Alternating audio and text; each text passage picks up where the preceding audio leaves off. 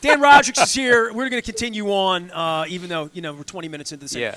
I don't have any rules here, like your stage play. Yeah. So a year and a half ago, you say, I'm going to do. I want to do a play. I want to do a play. It's the next thing for me to do. I've done a column, I've done a radio show, TV show, books, a couple of books, and I thought, hey, this is what I've always wanted to do.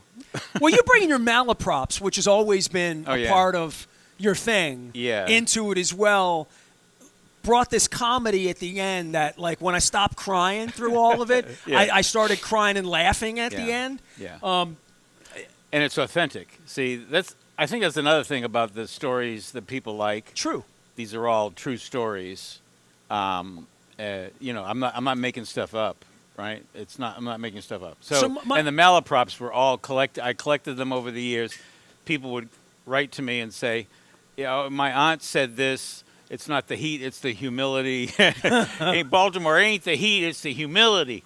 Or what was another one? A woman went to Franklin Square Hospital to have her Eucharist removed, stuff like that. I hate when that happens. Sounds religious.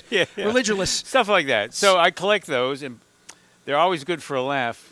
Well, my wife is a fly-in, right? She met me at a hockey game in Manchester, New Hampshire. Everybody in her family has your accent, not mine. She came down here, was not a newspaper reader during that period of time, knows of you and my relationship of you, knew you were on the radio, thinks of you as one of my newspaper friends. Yeah. And I don't want to say I dragged her in any way because she was doing her hair, and we were literally just going shopping. We were getting new shoes for me, and she was getting bird feed for the bird seed thing. She was getting her hair done. Okay. She got your hair done, testimonial. And literally, she was walking out the door, and I said to her, Rogers just gave us 2 tickets for this thing.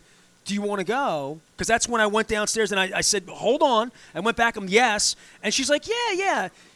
She knows of Dan only in one way. Dan was a man who met her at a McDonald's in Williamsport, Maryland, next to Luke, Maryland, next to a paper mill, in the middle of the Crab Cake Tour a year and a half ago. Right. And you took us down the road, and she doesn't know you as a guy I've idolized, read, TV, celebrity, all that. She just knows, like, Dan's son, Nick, was supposed to teach us how to fly fish, right? Yeah.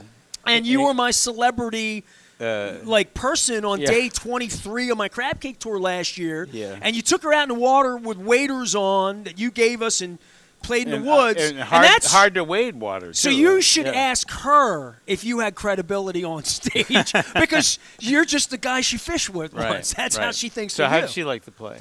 For her, Baltimore is this thing that she flew into, and she's 20 years. She's been in all of this. Maybe I think it was more emotional in some ways for her because every story was new. She'd never heard all the malaprops. I've been reading them for 30 years, right? Yeah. So every part of it for her was completely new in the same way, and that's why I compared it to Springsteen.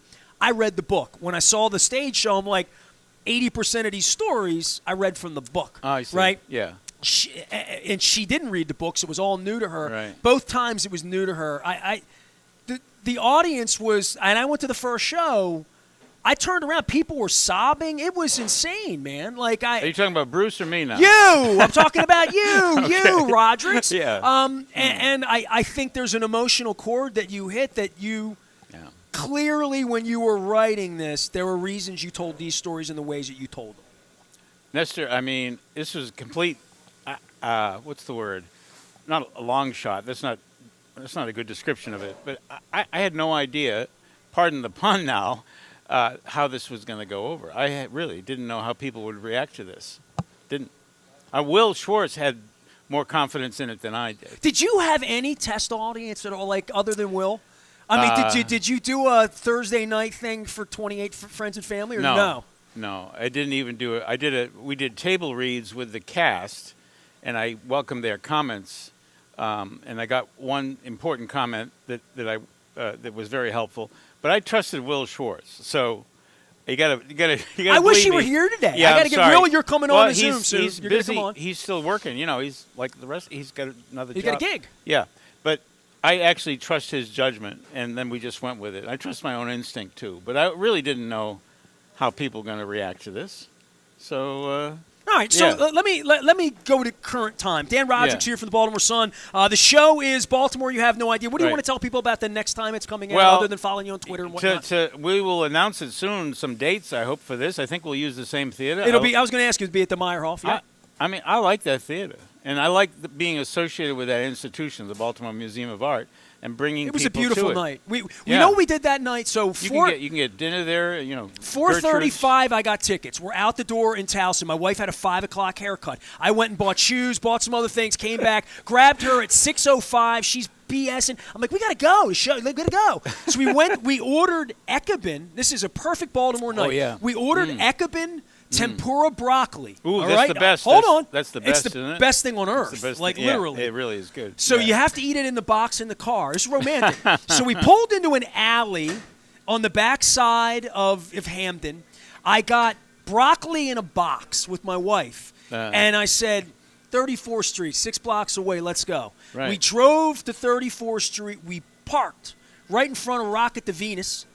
And we sat romantically with the windows cracked, listening to Led Zeppelin, eating broccoli tempura. We got out. We took a selfie with the thousands in the mobs. The Christmas lights. We jumped back in the car. Yeah. And then we parked right at the BMA, and we ran through the whole grass area there to get to you. And it was a Baltimore night. You ran through a grassy area? Yeah, it was a Hopkins. We went through the campus. We were on the backside. We parked on the Hopkins campus. Okay, yeah. So we went through this whole beautiful area, and then we're at the theater that I didn't even know where the theater was. I know where Gertrude's is. Yeah. I didn't know there was a theater there. A lot of people don't know that there's a theater in there. Beautiful atrium. It's beautiful. It's a beautiful theater. Yeah. So I had a Baltimore night. I had a Hamden. You did. I came down to city, and I had a fun time seeing the show. Right. And I hope we do it again. I think we're going to do it in the same venue, and maybe do a deal with Gertrude's next time. We didn't have time to arrange everything. I need a handler, really. I know that. Where you go to dinner at Gertrude's and then see the show or something like that. Make a night of it. Yeah. Well, I do want to ask you about Baltimore. You have no idea I had no idea what the pun what I was buying that night when I came in. Right. And the interesting part for you is all the death, destruction, decay, crime, blah, blah, blah, down the line, all the bad things about Baltimore, which are in the play. It's not every bit of it. It's not a love letter to Baltimore. Well, it is a love letter to Baltimore, but it's a love letter about the way Baltimore is, about the reality of the city. But out of this, you try to find some hope, right? You try to find. Absolutely. I mean, and we're all trying to find that. That's what Baltimore Positive is. Else we just give up and leave. We'd all leave. You can't. It's our city, and I feel very strongly that you recognize the problems, but don't. That's not all there is to it. It's a very interesting life we have. How are you feeling about solutions on this? I mean, I'm thinking you're going to live another 20, 30 years. I think I am as well, right? Wow. If we get together in 5, 10, 15 years, Westmore coming in, changes being made, things happening. Yeah. Rebecca Hoffberger hit me this morning. She'll come on next week. I was going to try to have her down today. She couldn't make it. I was going to have her fill in for Will. But the new Inner Harbor and where the things are. Give me some hope. You're out here. There's we got to let New Lexington Market 20 feet away, There's brother. so much potential. And the new arena, the arena is being redone. I mean, call it a new arena. Essentially, it sounds like it's going to be a new arena. Bruce is coming. And Bruce is coming to inaugurate it, right? There's a lot going on if you drive around the city and take a good look at it. We're dragged down by this crime. But you know what? The whole country is suffering from violent crime. Baltimore, we've had a problem here for several years now, but this has been the trend throughout the country. It's not just Baltimore. It's a violent country we live in. Correct. With way too many guns for the number of people we have. So, how do the police get a hold of that? We rely on the police to do that. The mayor has a more holistic approach to it, and people say, well, there isn't time for that. You have to go out and arrest people like we did in the 2000s. And you addressed that in your play very, very well. Yeah, and it ruined a lot of people's lives. It made it harder for people to get back on track here or to get on track at all. So, I don't know, Nestor. I feel this way. Sometimes I get tired of writing about the problems, and I think, just focus on the positive and make people feel better about the city. But you can't do that either. I can't do that. I'm a journalist. I call my show Baltimore Positive. You just said the word positive, and it's not all positive. It's not. You discuss you don't just discuss the positive aspects of the city here. In this space you're in right now that's important to me, and I want to give love to Fadley's and Damien. We're at Fadley's down in the old Lexington Market, which is all that's left of the old Lexington Market. Right. And they're going to be shipping crab cakes in here. They're going to have boxes stacked to the roof. I mean, literally here in 2 weeks, shipping out crab cakes all over the country, all over the world. And so, I see local businesses, and I'm in it, but I've sat here with Martin O'Malley. I've sat here with Brandon Scott. I've sat here with Jack Young. I've sat here with Sheila Dixon. I've sat here. I'm just trying to think of the people that have been in this space. Yeah. Believe me, it has not all been PR and happy talk. No. You know what I mean? I don't think like that literally. at all. I don't think that at all. But it can't be. Yeah, but you've got a title there for your show that brings people in to say, okay, I'm going to hear some good things about Baltimore if I listen to this show, right? Perfect. I mean, I don't knock you having that title at all, but you don't. I don't think you're Pollyannish about anything here. I don't think you can be if you. No, not in this city. Look, I worked with you in 1986, 87. I saw Simon coming into the newsroom late at night, and you batting at columns, and Dick Irwin coming over and pulling his notebook out and telling me about stories. The one thing I'll say about your show that was so great, it had the whole like sort of Barney Miller vibe to the newsroom and the old VDT portal that you had. I turned to my wife. I'm like, I think that's the real thing. I think that's really one of them. It is. You know where I found that? You know where I found Second chance. So no, they don't have those old computers there. So I wanted as a prop. I wanted a old VDT from like the 90s or even the 80s, where they were even, a real big one. The one I worked on. Yeah, we all did. We had coyotes, they were called. Remember? I haven't heard that, yeah. They were called coyotes, and they were set up in the Baltimore Sun newsroom on a lazy green Susan. type, little green. Oh, that was the. My eyes went bad with that. Those were the Harris terminals. Harris, that was my. That was before Coyote. Well, all I remember is that there Coyote was green too. In the newsroom, there was a room over on the side by Jack Lemon's office. You remember this on the 5th floor. Yeah. And it was where all the computer stuff was. There was a fellow there from Ghana. His name was Coffee. Remember Coffee? Coffee. Yeah. So all I remember is when they had like 3 modules, and one would go down, and they'd come out and say, "Two's down, two's down." It was a Harris module. That's all I remember. Yeah. We had Harris's and then these Coyotes. Anyway, so I wanted one of those old VDT terminals on my desk because for years that's what was there. So it was hard to find one. Where'd you get it? Out of bulk trash in my neighborhood a few weeks before we did the show. You're kidding Somebody put it out with the bulk trash and one of the large, pavilion. That's serendipity, Rodricks. Yeah, it is. So I thought, things are going well. Meant to be. Plus, I need to throw a prop out to Christopher Winslow and Gary Flowers, who agreed to do the scenery for the set for very little money. At first, I didn't know whether we were going to sell out. I didn't know. I said, listen, I don't know how much revenue we're going to generate with this play, so I kind of talked them into it. But have they gone union yet and profit sharing? Or? Not yet.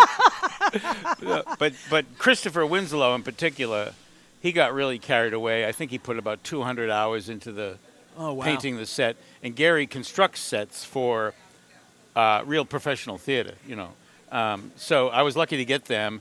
And with the sellout, we were able to pay them a little better than I started. They were really love. Good. Right. And all that scenery is now in storage, and we can use it again. So. All right, so you're going to do a few more shows, you think, in March, April, somewhere there? I think you think it's a week? You think it's 3 more, a Friday, Saturday, Sunday kind of thing, or no?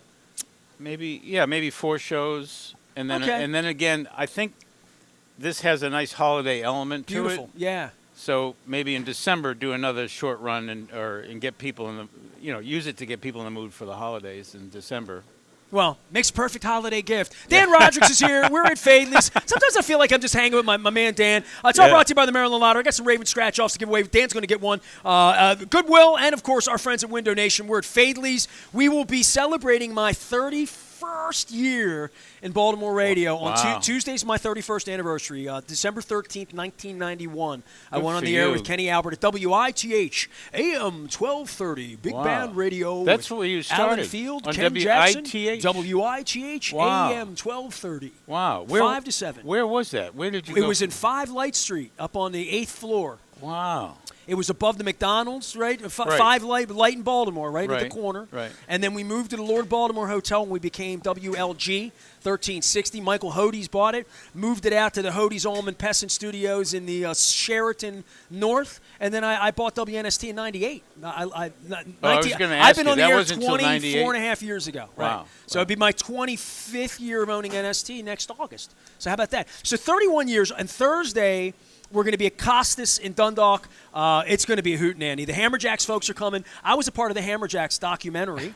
It's going to be a hootenanny. It's going to be a hootenanny. And Gina Schock, the only rock and roll Hall of Famer from Dundalk, drummer from the Go-Go's, will be joining us. Gina Schock. Gina Schock. She's a legend. Wow. She's back in town all month. Wow.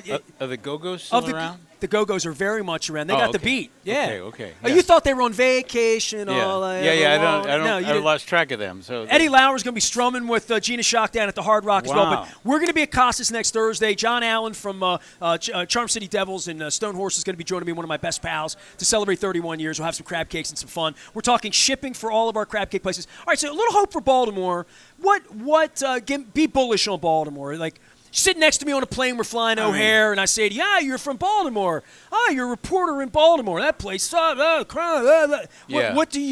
What is Jane Miller has said to me? She's just not. She will cut them down if you start ripping Baltimore. She'll stop you and cut you down. Yeah, where are you on the this? thing I don't understand about that, because I saw a tweet that Jane put out on this subject of people in the suburbs who seem to take glee in the city's problems.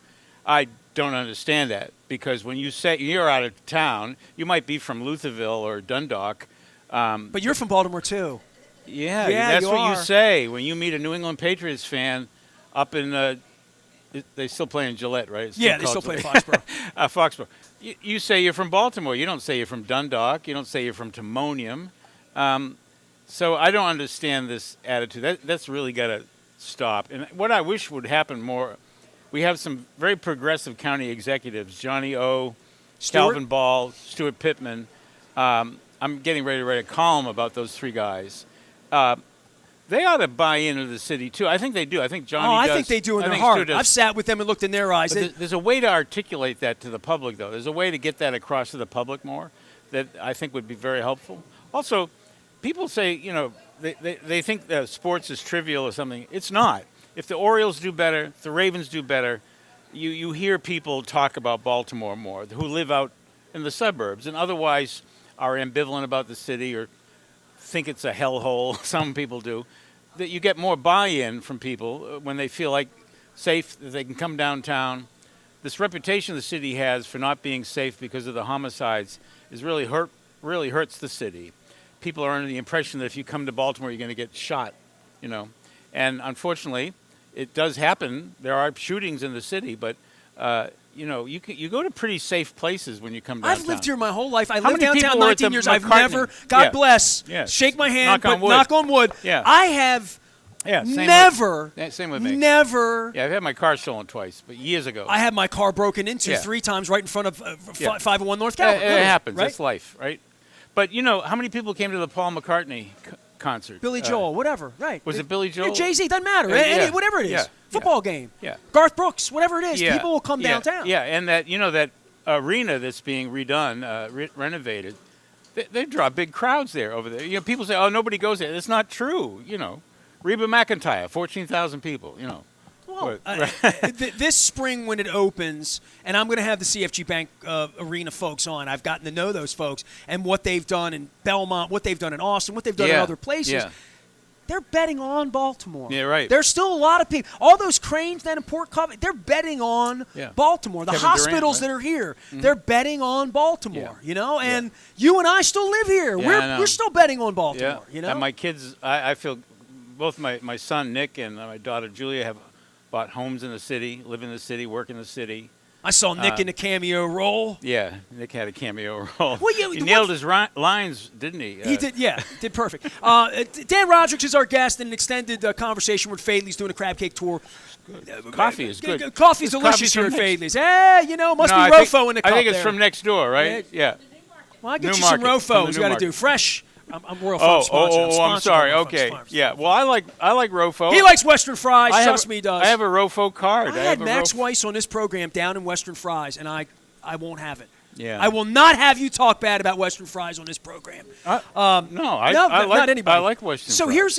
here's a question for you about your show and about, I say I idolize you, but I would say I idolized Governor Schaefer in some way. At the end of his life, he would sit with me. You had a rough and tumble relationship with the governor and the mayor. Who didn't? Well, that's interesting, right? Like you saying that. He should have been a character. Like if you're going to do this in 2.0. Oh, he was a dream character. Oh, you want me to put him in my play, you mean? Schaefer? A person that comes in who plays the role with a duck and who you talk to as a reporter. Yeah. He's gone now, right? So yeah. What would he make of there are things you could write him in, he could because be a when you're saying to me you're getting these county executives together, you want them all to talk good about Baltimore. Nobody loved Baltimore more than him in that way. Right. That you're looking for a little Schaeferization of Stewart and Johnny O and these people to have that. And Brandon Scott. And obviously, right? Yeah. And everyone. Yeah. But what you want them to have is, whether it was real make-believe, whether he pissed you off or didn't like what you wrote or whatever, but whatever that spirit. Because if I ran for mayor and you and I had a day together down at the flea market talking about this, that's mandatory. Mm-hmm. That enthusiasm is mandatory for whatever you're running. For whatever you're. Oh, look at this! Crab cakes for breakfast. Crab cakes for lunch. We must be at Fadley's. Oh my God! Look at this! Look at that! That's a thing of beauty.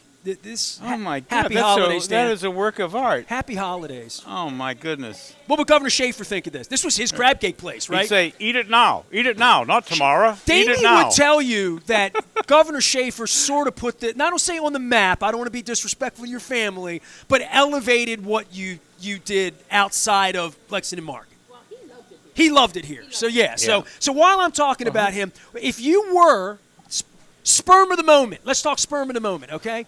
That's a good one for you. That's Archie Bunker, though. Lear wrote that one, I think.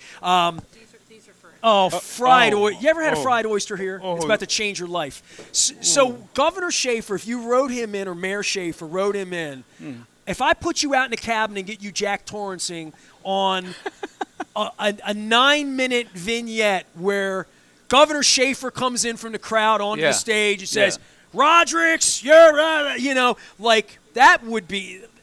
I'm just giving you an idea. Well, I could think of a actually true life story about Schaefer that I could include in the play. Go ahead, tell me. So in 1987, 88, the legislature was debating whether to build the stadiums, whether to build. Now the Orioles are gone, right?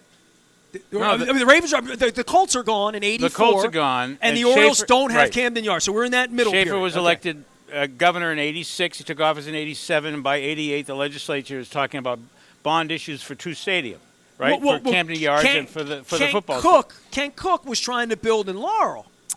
Yeah, that happened in that. That happened in that period too. Yeah. Okay. Okay. So anyway, so there was a citizens group that put out a petition drive saying, this is not up to the legislature. This should be a referendum question for the voters of Maryland, whether to float these bond issues for $500 million to build stadia, right?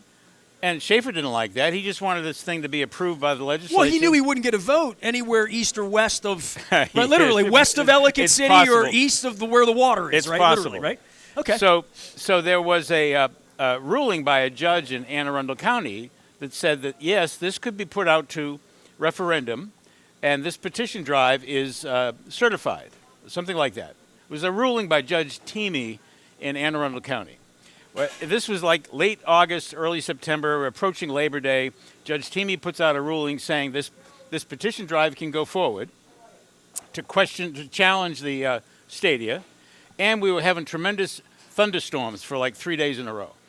So I wrote a column for Labor Day that said, was that a ruling by Judge Teamy or his request not to be elevated to the Court of Appeals? And were those thunderclaps I heard last night or Mount Schaefer erupting, right? That was the column. It was all about how I sort of agreed that why not put it out to voters.